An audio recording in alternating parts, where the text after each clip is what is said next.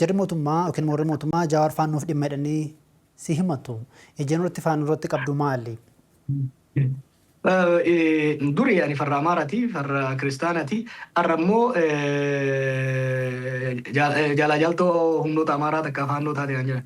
Akkuma reefu siin jedhe an tokko uummanni Amaaraa fi uummanni Oromoo wal keessattuu siyaasni Amaaraa fi Oromoo akka wal faalleessu sirriitti hin beeka.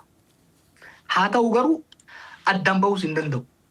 Itoophiyaan, Oromiyaan, naannoon Amaaraa nagaa argatanii akka itti uffannu yoo kan barbaadamu taate hoggansi Amaaraa fi Oromoo walitti haasa'uun dirqama. Kun har'a miti gaafa biyya galle irraa obbo Leencoo fa'aa wajjin taane Oromoo Amaaraa daayaloog jennee eeganii dhaabee siyaasatti ture jechuudha.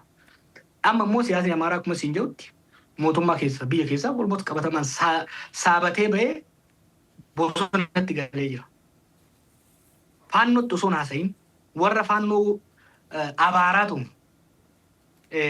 Oromiyaafis taate Itoophiyaaf nagaan fida jechuun hin yaadamu. Ololli amma warri mootummaa fidan kun bara warra Amaaraa guuza baafatanii Tigraay fi Oromiyaa rukutaa turan san shanee jedhanitti abaaraa turan. Oromiyaa keessatti waraana bilisummaa Oromoo wajjin osoo hin haasa'iin, Amaaraa keessatti faannoo wajjin osoo hin haasa'iin, Tigraay keessatti TPLF wajjin osoo hin haasa'iin abadan nageenyi biyya sanatti hin dhufu. Ani immoo biyya sanatti nageenya akka dhufu, tasgabbiin akka deebi'u, uummanni keenya dhumaatii gaaga'ama beelama keessa jiru kan keessa akka bahu lubbuutii hafteen carraaquu waan hin barbaaduuf kanaaf humnoota hidhatan hunda wajjin karoora mootummaa dabalatee ittiin haasaya. Warra faannootti nan haasaya, warra bilisummaa Oromootti nan haasaya, warra TPLFittis nan haasaya jechuudha.